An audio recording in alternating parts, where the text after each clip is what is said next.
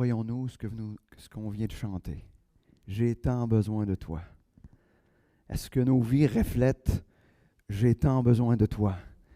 Ou quand on nous regarde aller, on a l'impression, oh, il ne va pas pire sans Dieu, il fonctionne. Moi, je trouve que plein de chants qu'on chante, on pourrait juste les chanter, puis ça serait la plus belle prédication. Juste avec ça, on aurait suffisamment pour méditer pendant des jours et des jours. Et ce matin, le titre de mon message, c'est « Y a-t-il un roi? » J'avais envie de mettre quelque chose d'un peu plus québécois, là, mais tu sais, y a-t-il un roi dans la cabane? C'est ça que j'avais voulu mettre, là, tu sais. Y a-t-il un boss dans la cabane même? Ça serait mieux comme ça, peut-être. Hein? Mais ce matin, dans le fond, on est dans une série, je ne sais plus comment on l'a appelée, là, j'ai dit « Et puis après ». C'est un peu ça? Yvan, t'es d'accord? Parfait, parce qu'on l'a fait ensemble. Il faut qu'on se mette d'accord sur quelque chose, mais c'est... ce qu'on s'est dit, c'est qu'on avait tellement réfléchi sur l'aspect de l'identité qui était basée sur qui était Dieu. Là, on s'est dit, et puis après, ça fait quoi? Qu'est-ce que ça devrait changer dans nos vies? Qu'est-ce qui devrait être différent? Et parce que c'est bien beau savoir tout ça, mais est-ce que ça change quelque chose? Il y en a du monde qui en connaissent les choses. Il y a des grands théologiens qui n'ont pas de relation avec Dieu, mais qui connaissent plein de choses sur Dieu. Mais il n'y a pas de vie. Il n'y a pas cette vie spirituelle.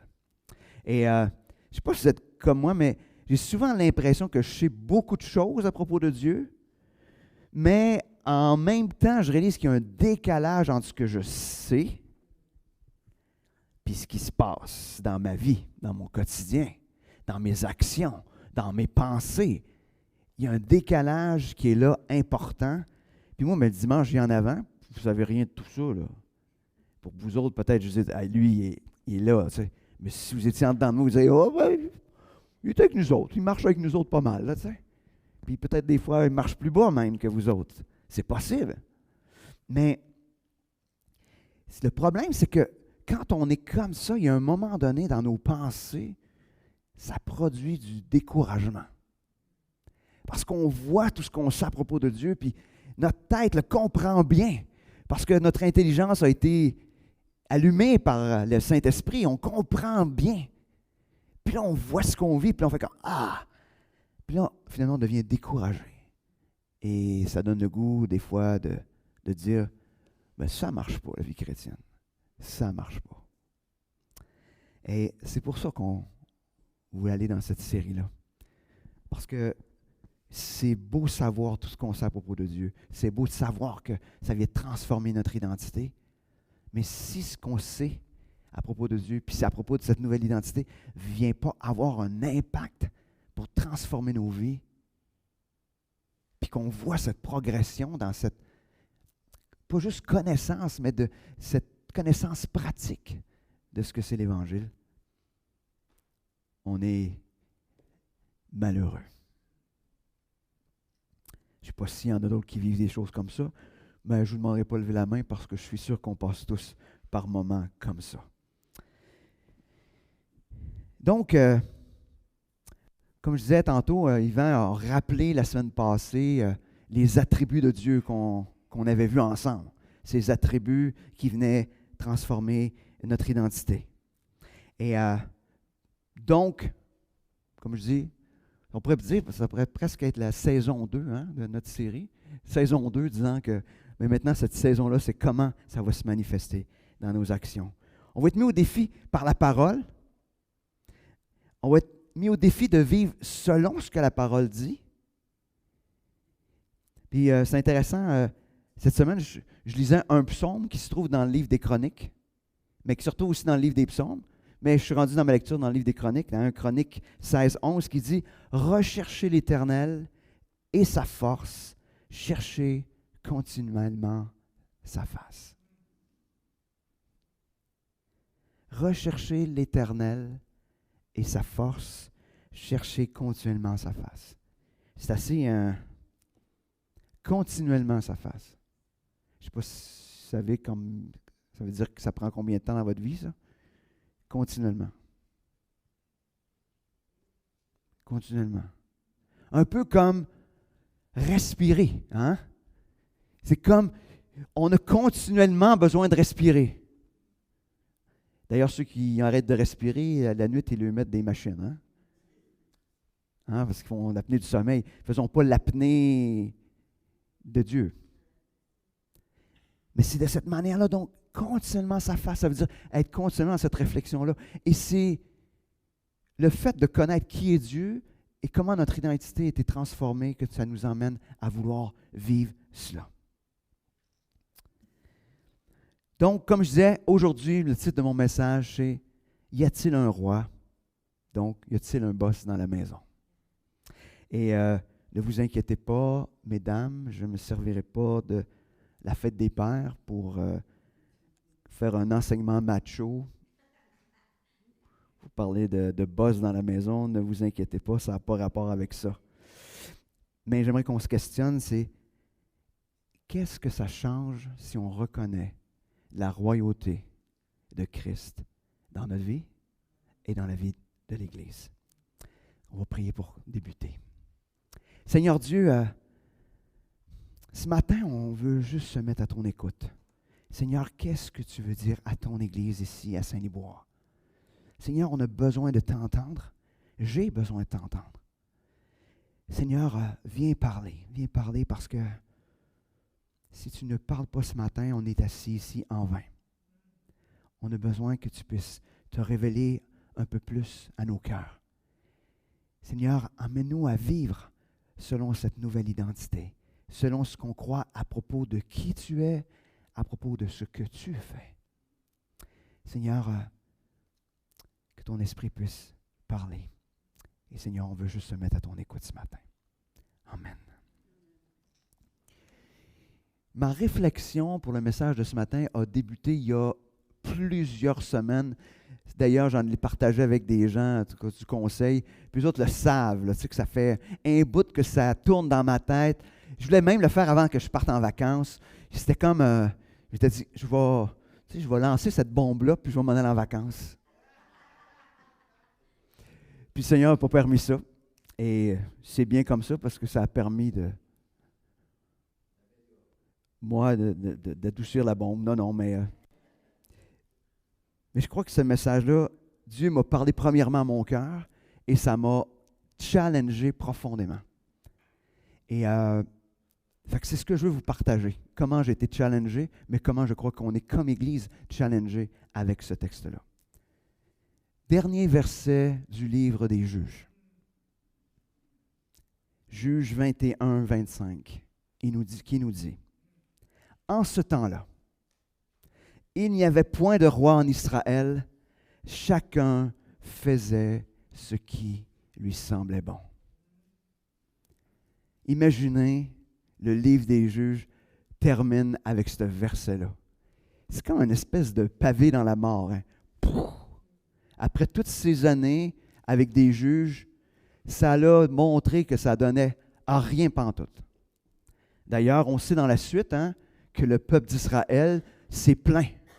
S'est plaint en disant « Hey, on veut un roi comme toutes les autres nations. » Samuel, qui était d'une certaine manière le dernier juge, il a pris personnel. Tu sais. Il dit « Il me rejette. » Puis Dieu a dit « Non, non, c'est pas toi qui rejette, c'est moi qui rejette. » Et qu'est-ce que l'histoire nous montre à propos des rois d'Israël? En tout cas, on a une coupe, tu sais, un Samuel, deux Samuel, un roi, deux rois, un chronique, deux chroniques. On en a, là, des. Puis certains de ces. Vous savez, quand on arrive dans les chroniques, là, on énumère du nom, hein? 9 chapitres de noms, on en a des noms, là, tu sais. Puis qu'est-ce que ça nous démontre? Malgré qu'il y avait un roi, ça n'a rien, mais absolument rien changé. Mais si je reviens à mon texte, de quelle manière ce texte-là m'a interpellé? Premièrement, ce texte-là concerne le peuple de Dieu. Alors, d'une certaine manière, on peut se l'approprier sans aucun doute. D'ailleurs, Yvan faisait le parallèle tantôt en nous disant « Je pense qu'on n'est pas si différent que ça. » Hein? L'époque du livre des Juges. Deuxième chose, c'est que ce texte nous parle de quelque chose, d'un problème important. Le problème, c'est que chacun faisait ce qui lui semblait bon. La prise de décision devient tout simplement, ça me semble bon, je le fais.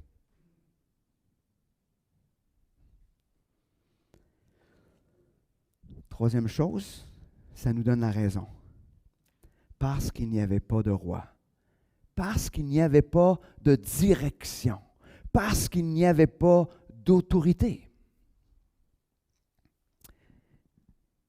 Puis plus je méditais sur ce passage-là, plus je me suis demandé, comme chrétien aujourd'hui, est-ce qu'on pourrait écrire en ce temps-là, ou à cette époque-là, ou en 2023, parce qu'il n'y avait pas Dieu qui régnait dans leur vie et dans la vie de leur Église, chacun des croyants faisait ce qui lui semblait bon. Je me suis interrogé là-dessus. C'est ce que le Seigneur m'a, je dirais, lancé en pleine figure, je vais le dire comme ça. Est-ce que je suis moi exactement comme le peuple d'Israël? Oui, on dit Dieu est mon sauveur, Jésus est mon Seigneur, est mon sauveur. On est là, on le dit, on l'affirme. Mais dans mon quotidien, ce matin, je vous donne un exemple, ce qui est arrivé clairement. Ce matin, j'étais envahi par quelque chose. Puis là, je tourne ça dans ma tête, puis je tournais, puis tu sais, quand la machine elle part dans ma tête, elle travaille. Elle est très efficace, elle est productive. Puis, il y a un moment donné, la question qui est venue, c'est sûr, je prêche là-dessus, c'est facile, peut-être, mais c'était, Sylvain, c'est qui le roi dans ta vie? Ah, OK. Il est comment, ce roi-là? Ah, il m'aime. OK. OK, puis il veut le meilleur. OK, oui. OK, mais c'est un roi, mais il a tout le pouvoir aussi sur ces situations-là. OK. Et là, tout à coup, le moment précis où je remets Dieu à la place qui doit être dans la royauté, toutes les inquiétudes, tous les questionnements, toutes les affaires où je me mets à capoter, ça disparaît. La question, c'est, y a-t-il un roi? Y a-t-il un roi? Et je pense qu'on devrait se poser continuellement cette question-là. Y a-t-il un roi? Quand on se met à être inquiet, pour n'importe quoi. Puis même si on n'est pas inquiet, on a une décision à prendre. Est-ce que notre prise de décision va être chacun fait ce qui lui semble bon? On est bon là-dedans. Faire ce qui nous semble bon. Puis après ça, on arrive et on dit, ah, ça me semble bon, alors voici ce que Dieu dit. Tu vois qu'il est d'accord avec moi. Hein? Les Écritures viennent justifier nos gestes imbéciles. Peut-être que ce n'est pas ce que Dieu veut, par exemple. On est capable de justifier. Mais donc, est-ce que nous sommes un peu comme le peuple d'Israël, ou beaucoup, parce que Christ n'est pas roi et qu'on se met à négliger la vérité de sa parole? On se met à sonder ailleurs. Imaginez si Christ est le roi de nos vies, pas d'une partie de votre vie, mais de l'entièreté de votre vie, tous les domaines. S'il est le roi de cette Église, boys, ça se peut-tu qu'il y ait des choses qu'on va faire différemment? Ça se peut-tu? C'est intéressant, on va un petit peu plus loin dans les Écritures, dans justement 2 Rois. Chapitre 1, verset 3. C'est Ça nous dit, « Mais l'ange de l'Éternel dit à Élie le Tishbite, « Lève-toi, monte à la rencontre des messagers du roi de Samarie et dis-leur, « Est-ce parce qu'il n'y a pas de Dieu en Israël que vous allez consulter Baal-Zébut, le dieu d'Écron? » Non, on ne va pas consulter Baal-Zébut, on ne fait pas ça, là, mais... Est-ce que, d'une certaine manière, on pourrait se faire dire la même chose? Est-ce qu'il n'y a pas de Dieu dans ta vie, dans la vie de l'Église, au point d'être obligé d'aller consulter ou d'aller voir ailleurs ou de juste s'entretenir ensemble? Est-ce que nous sommes... N'y a-t-il pas de Dieu? Est-ce que c'est le genre de questions que... Je me suis demandé si je croisais quelqu'un qui ne connaît pas le Seigneur. Je croiserais quelqu'un, puis il me verrait, puis qui sait que je suis chrétien, là, tu sais, puis il me regarderait mes comportements. Est-ce qu'il serait porté à me dire, n'y a-t-il pas de Dieu dans ta vie? N'y a-t-il pas de Dieu? Est-ce qu'il me dirait la même affaire? J'espère que non. Mais par moments, je suis obligé de dire, il pourrait probablement me poser cette question-là. N'a-t-il point de Dieu? Au point que tu es obligé, tu es affolé, tu es partout, tu es en train de mettre toutes les choses en... N'a-t-il point de Dieu dans ta vie?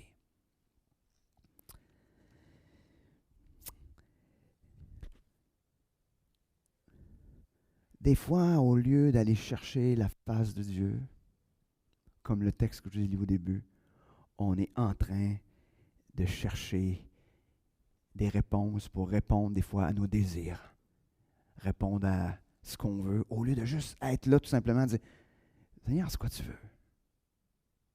Hey, ici est le roi, là. Puis si ce roi-là, il a ton intérêt, puis si tu crois ça, là, j'ai le goût de nous dire, assis-toi, là. Laisse-la aller. Laisse-la aller. Arrête de capoter. Assis-toi. Ce roi-là, il a dit qu'il prendrait soin de toi. Il est mort sur la croix pour toi. Arrête. Arrête.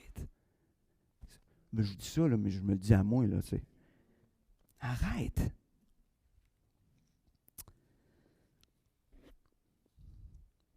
J'avais le goût de vous parler du fait que Dieu était roi, au cas où que certains avaient des doutes ce matin, mais j'ai le goût d'en parler quand même. Les Écritures nous révèlent la royauté de Dieu. On trouve ça d'une manière encore plus particulière dans le livre des Psaumes. D'ailleurs, je ne sais pas si vous avez remarqué, mais ce matin, d'une certaine manière, on a chanté des chants qui nous parlaient justement de cette royauté, du fait qu'il était Dieu, de reconnaître qu'il était Dieu, qu'il était le roi. Psaume 5, verset 3 nous dit, « Sois attentif à mon cri d'appel, mon roi, mon Dieu. C'est à toi que je dresse ma prière. » Donc un roi disponible, attentif, à l'écoute. Un roi qui est intime, mais qui est à la fois puissant. On a besoin de se le rappeler. Psaume 24, versets 7 à 10 nous dit, « Porte, élevez vos linteaux, élevez-vous, portail éternel, que le roi de gloire fasse son entrée. » Qui est ce roi de gloire? L'Éternel, le fort et le héros. L'Éternel, le héros de la guerre. Porte, élevez vos linteaux, élevez les portails éternels, que le roi de gloire fasse son entrée. Qui donc est ce roi de gloire? L'Éternel des armées, c'est lui le roi de gloire. Je ne sais pas combien de fois, là, mais il y a nommé quelques fois qu'il était roi. Hein? Puis pas n'importe quel roi, hein? Le roi de gloire.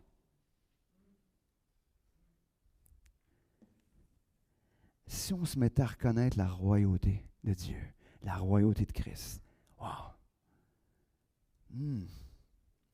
Dieu est un roi glorieux, il est plus fort que tout. C'est un héros. Il est notre héros. Celui qui gagne les batailles, toutes tes batailles. Il mérite tout l'honneur, tout notre honneur. Imaginez David lui-même, un roi puissant, reconnaît son incapacité à régner. Seul Dieu est roi pour lui. Dieu ne mérite-t-il pas de régner dans nos vies? Sans doute notre réponse, si je te dis ça un matin, tu vas dire oui, oui, oui, oui. Pourtant, on continue à faire ce qui nous semble bon. comme s'il n'y avait pas de roi. Jésus aussi est présenté comme le roi. La généalogie de Jésus nous montre sa descendance royale. Il était descendant du roi David. Et même Pilate reconnaît sa royauté. Hein? Luc 23, 3 nous dit, Pilate l'interrogea en ces termes, « Es-tu le roi des Juifs? » Jésus lui répondit, « Tu le dis. » Tu le dis. OK. Imaginez, Pilate, qui est un incroyant, reconnaît la royauté de Jésus. À un tel point qu'il fait mettre une pancarte au-dessus de la croix. Qui a créé un petit peu de malaise d'ailleurs. Hein? Voici le roi des Juifs. Les Juifs n'étaient pas très contents. Mais Pilate dit, il le reconnaît au point de dire, « Hey, il est le roi. » Il n'était pas prêt à reconnaître qu'il était le roi des rois, mais qu'il était au moins le roi des Juifs. Mais il reconnaît sa royauté. La vie et les actions de Christ nous le révèlent à la fois comme Dieu, mais aussi comme roi. Le Nouveau Testament aussi nous révèle la grandeur de sa royauté. Hébreux 2, versets 5 à 9, on peut y lire, « En effet, ce n'est pas à l'autorité d'ange que Dieu a soumis le monde à venir, dont nous parlons. Quelqu'un a d'ailleurs rendu quelque part ce témoignage. Qu'est-ce que l'homme pour que tu te souviennes de lui, ou le Fils de l'homme pour que tu prennes soin de lui? Tu l'as abaissé pour un peu de temps au-dessous des anges. Tu l'as couronné de gloire, d'honneur, et tu lui as donné la domination sur ce que tes mains ont fait. Tu as tout mis sous ses pieds. En effet, en lui soumettant toutes choses, Dieu n'a rien laissé qui échappe à son autorité. Maintenant, pourtant, nous ne voyons pas encore que tout lui est soumis. Toutefois, celui qui a été abaissé pour un peu de temps au-dessous des anges, Jésus, nous le voyons couronné de gloire et d'honneur à cause de la mort qu'il a soufferte. Ainsi, par la grâce de Dieu, il a connu la mort pour tout être humain. Il est couronné de gloire. On met la couronne sur la tête de qui? Un roi. Sur la tête d'un roi. Il est couronné de gloire. Il est couronné de gloire par qui? Par son Père. Le témoignage est assez clair. Ce qu'on voit, c'est qu'il a été abaissé pour un peu de temps, maintenant couronné de gloire, d'honneur. Il domine sur toute la création. Rien ne lui échappe. Et il est à la fois aussi ce roi qui se sacrifie pour ses sujets. Imaginez. Et même ses ennemis, on pourrait dire, pour aller encore plus loin, parce qu'il s'est sacrifié pour tous, même quand on était ses ennemis. Je crois que quand on regarde ça, il n'y a absolument rien d'autre dans notre vie qui mérite la royauté. Ne serait-ce que d'une parcelle de votre vie. Il est le seul qui s'est sacrifié pour nous, puis il n'y en aura pas d'autre.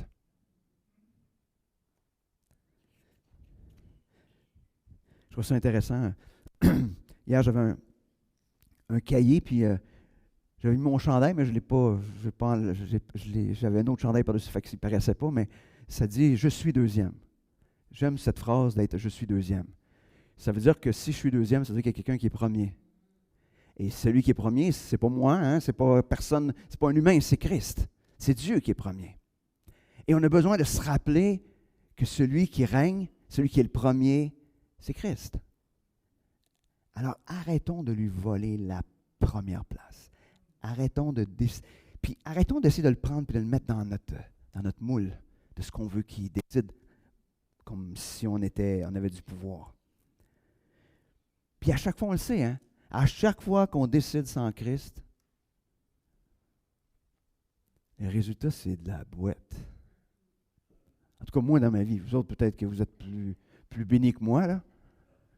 Mais moi, je pense que c'est une bénédiction, dans mon cas, que ça soit de la boîte. Parce que ça me rappelle que je ne suis pas le boss.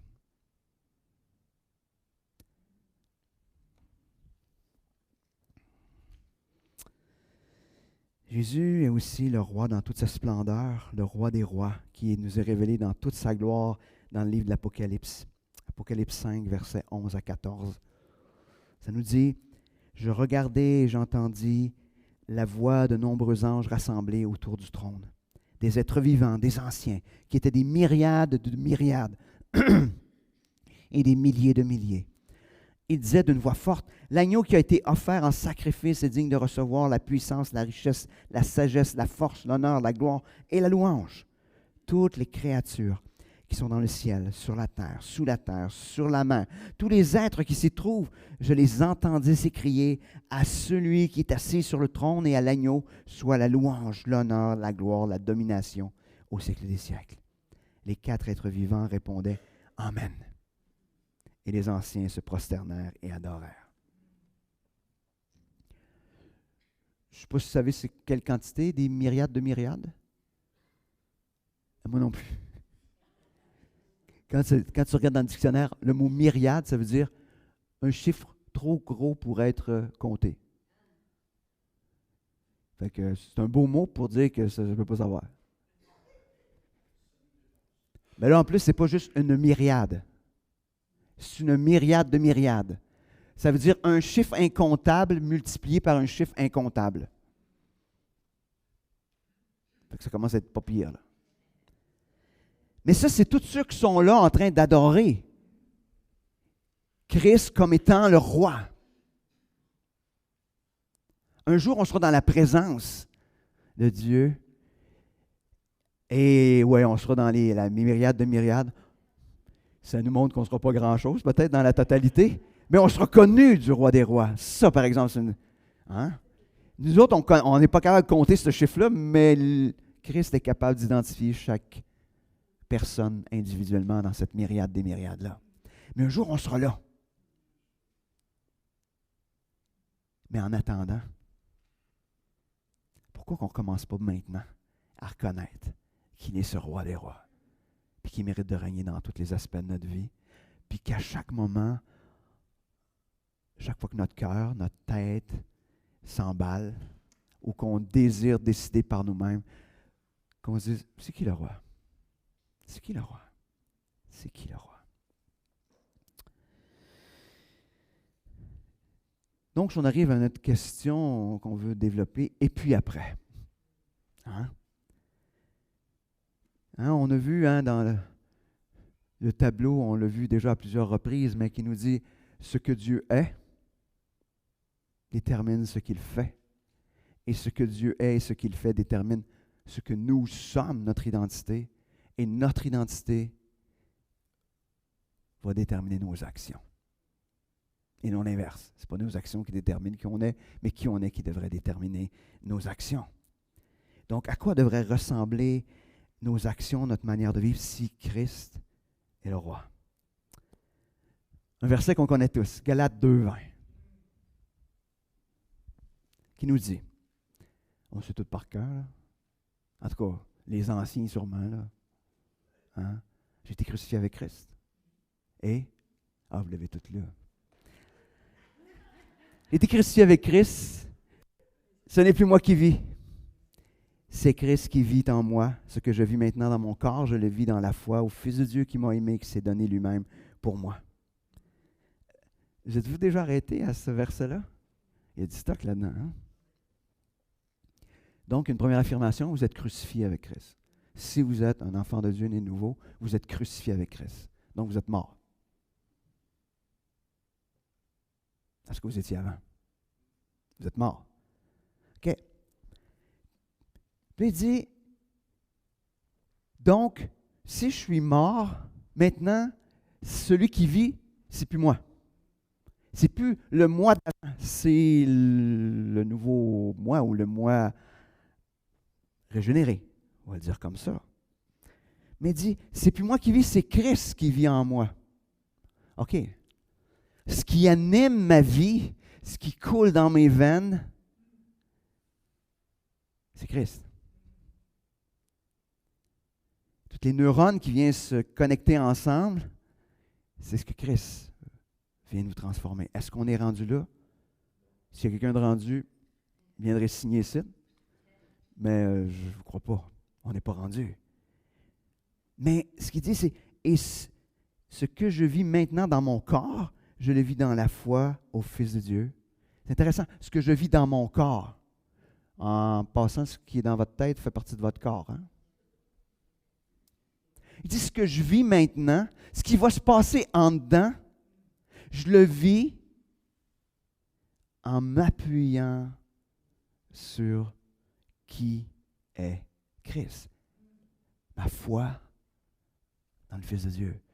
Maintenant, ce que je vais vivre, parce que je suis animé, maintenant, ce que je vais vivre, puis je vais le vivre de mieux en mieux, c'est cette vie de Christ. Je m'appuie là-dessus. Je ne suis pas en train de me laisser par tout ce que je vais entendre autour, ou même ce qui va des fois monter à l'intérieur, parce que oui, hein, on entend le monde, on entend notre chair qui nous parle, puis on entend l'ennemi aussi, des fois, qui vient parler. Il faut faire des fois la sélection dans tout ça. Mais ce qui est intéressant, c'est pourquoi qu'on a la foi. Parce qu'il nous a aimés. Vous êtes aimés. Puis aimé tellement qu'il a donné sa vie. Puis c'est intéressant parce que Paul dit « pour moi ». On peut dire nous autres aussi, il n'a pas juste donné pour Paul, parce qu'il a donné sa vie pour toi, mais pour moi. Donc, si Christ est mort pour moi, ce que nous avons décidé quand on est venu au salut, on a pris la royauté, qui était nous, puis on a mis Christ. Ou on a laissé Christ prendre la place qui revenait. Donc, Christ est le roi de ta vie. Et j'ai renoncé, par le fait même, à reprendre la royauté. Donc, chaque action motivée par ma foi en Christ, parce que je sais que je suis aimé de lui, il me l'a démontré en mourant pour moi à la croix. Je ne sais pas si vous avez vu, là. Qui est Dieu? Puis qu'est-ce qu'il a fait? Ben, tu sais, qu'est-ce qu'il a fait? Il m'a aimé. Puis il m'a aimé en le démontrant par sa mort sur la croix. Donc, nous devrions chaque jour nous poser un peu les mêmes questions. Est-ce que mes choix démontrent que Christ est le roi de ma vie? 1. En quoi ai-je décidé de vivre ma vie au lieu de celle de Christ? C'est à la fin de notre journée de dire, OK, as-tu vécu ma vie ou celle de Christ? Ma vie démontre aussi que j'ai mis ma foi en quoi? Je vais terminer avec un texte qui est une prière de Paul, une prière fondée sur la royauté de Christ, une prière qu'on doit se faire pour nous-mêmes, mais aussi pour les frères et sœurs dans l'Église. Et d'ailleurs, peut-être que mercredi, on pourrait l'utiliser dans notre temps de prière. On prend un texte, puis on prie à propos d'un texte, mais on pourrait l'utiliser dans un de nos temps de prière. Donc, Éphésiens 1, versets 18 à 23. Je savais que Jean-Pierre réagirait. Dans les Bibles de Jean-Pierre, je ne sais pas si vous savez, mais il y a 25 fois le livre d'Éphésiens. Il y a une Bible plus grosse que les autres. Il y a 25 fois le livre d'Éphésiens. Il aime tellement ce livre-là. Ça ressemble à ça, hein, Jean-Pierre? Tu vois, je n'ai pas dit qu'il avait retranché rien d'autre. Là. J'ai juste dit qu'il avait rajouté le même livre. Là. Donc, c'est une prière de Paul. Il dit, « Je prie qu'il illumine les yeux de votre cœur pour que vous sachiez quelle est l'espérance qui s'attache à son appel, quelle est la richesse de son glorieux héritage au milieu des saints, et quelle est l'infinie grandeur de sa puissance, qui se manifeste avec efficacité, par le pouvoir de sa force envers nous qui croyons. Cette puissance, il l'a déployée en Christ. Quand il l'a ressuscité, il l'a fait asseoir à sa droite dans les lieux célestes, au-dessus de toute domination, de toute autorité, de toute puissance, de toute souveraineté et de tout nom qui peut être nommé, non seulement dans le monde présent, mais encore dans le monde à venir. Il a tout mis sous ses pieds et il l'a donné pour chef suprême à l'Église, qui est son corps, la plénitude de celui qui remplit tout en tous. Le contenu de cette prière, c'est que nos yeux s'ouvrent. Hein? Nos yeux s'ouvrent afin qu'on puisse réaliser tout ce qu'on a en Christ. Il dit, pour comprendre premièrement l'espérance qui s'attache à son appel. Y a-t-il quelqu'un qui a besoin d'espérance? Moi, oui. Plusieurs fois par jour. Je ne sais pas si vous êtes comme moi, mais on a besoin. Cette espérance à voir que il y a quelque chose qui va se passer. Puis en plus, cette espérance-là est grande. C'est l'espérance qui s'attache à son appel. C'est-à-dire que Christ a commencé cette œuvre en nous. Il va la perfectionner jusque dans la gloire éternelle. C'est dit, pour comprendre la richesse de son héritage, vous êtes riche. Pas financièrement, peut-être, mais vous êtes riche. Vous êtes plus riche que le plus riche des riches. Vous êtes riche parce que vous avez accès à tout ce qui est en Christ. Pour comprendre aussi l'infinie grandeur de sa puissance. Pour comprendre l'infinie grandeur de sa puissance. Avez-vous des doutes? Tu sais, des fois, on est là et on se dit, on sait que ça ne se passe pas. Pour moi, Dieu n'est pas capable. Non, on ne dit pas ça, mais on le ressent comme ça. On le ressent comme ça. Ouais, il est occupé ailleurs. Non, jamais. Mais ce qui est intéressant, il dit que la puissance ou la richesse ou la grandeur de sa puissance, elle est efficace dans la vie de chaque croyant. C'est ce que le texte nous dit. Puis il nous explique que la puissance, pour être sûr qu'on comprenne, c'est la même puissance qui a été déployée à la résurrection de Christ pour l'emmener jusqu'à dans la gloire. C'est ça la puissance qui parle. Mais cette même puissance-là, comme enfant de Dieu, ça dit qu'elle est disponible dans ta vie. Si Christ est roi, puis si on ne laisse rien dans nos vies, c'est ce qui est là. C'est ce qui est disponible. Ça nous dit aussi que Christ est au-dessus de tout pouvoir, toute autorité, dans le monde présent comme dans le monde futur. Il n'y a rien qui est plus big que lui. Il n'y a rien qui peut décider au-delà de ce que lui décide. Il n'y a rien qui est plus puissant. Tu penses que de quoi tu dis, hey, ça c'est impossible, rien à faire. Bien, parfait. Bienvenue. C'est exactement là qu'il aime travailler. Non seulement il est au-dessus de tout pouvoir, mais aussi tout le reste est sous ses pieds. Et je ne sais pas ce que ça vous, je sais pas si vous savez ce que ça veut dire être sous ses pieds. Ça veut dire soumis. Soumis. Puis sous ses pieds, qu'est-ce qui est sous ses pieds? Qu'est-ce qui est sous vos pieds ce matin? C'est le tapis. Sous ses pieds. Tout est sous ses pieds. C'est-à-dire tout lui est soumis. Et il rappelle que Christ est le chef suprême de l'Église. Hein? Y a-t-il un boss dans l'Église? Oui. C'est Christ. Puis ça nous dit qu'en Christ se trouve toute la plénitude. La plénitude, là, ça c'est le verre avec la bulle d'eau là, dessus.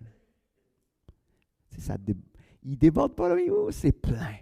Plein, plein, plein. Très, très plein. Donc, en conclusion, si Christ est le roi de tout, si nous le croyons, qu'est-ce que ça va changer pour toi ce matin? Dans tes décisions, dans tes actions, dans tes inquiétudes, dans tes peurs, dans l'utilisation de ton temps.